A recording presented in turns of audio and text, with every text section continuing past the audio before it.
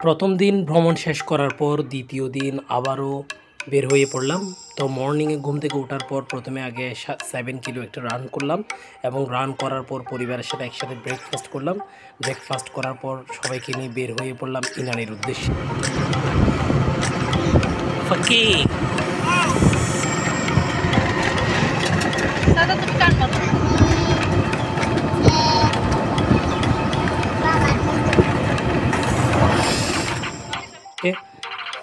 তো যাত্রাপথে যাচ্ছি ইনানির দিকে।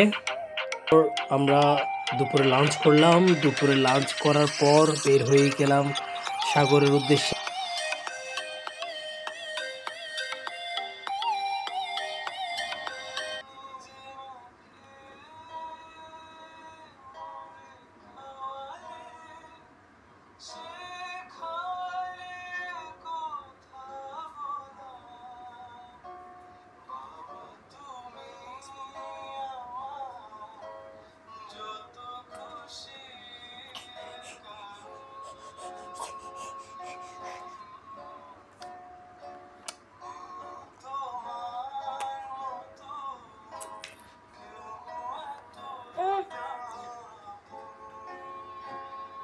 এবারের ট্রিপটা ছিল অনেক ব্যতিক্রম, কারণ পরিবার নিয়ে ভ্রমণের সুযোগ কক্সবাজারের মধ্যে এটাই ছিল আমাদের সর্বপ্রথম।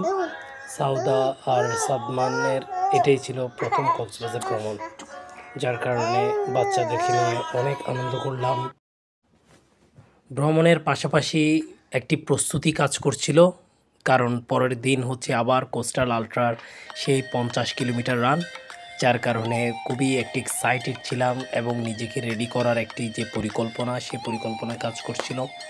তো পরিবার নিয়ে ঘোরার পর দেন আবারও ডিনার করলাম একসাথে কোস্টাল আলট্রার যে কমিউনিটি রয়েছে সেখানে। আবার ডিনার করার পর দেন আমরা হোটেলে চলে যাই। তারপর আমরা রিসোর্টে যাই।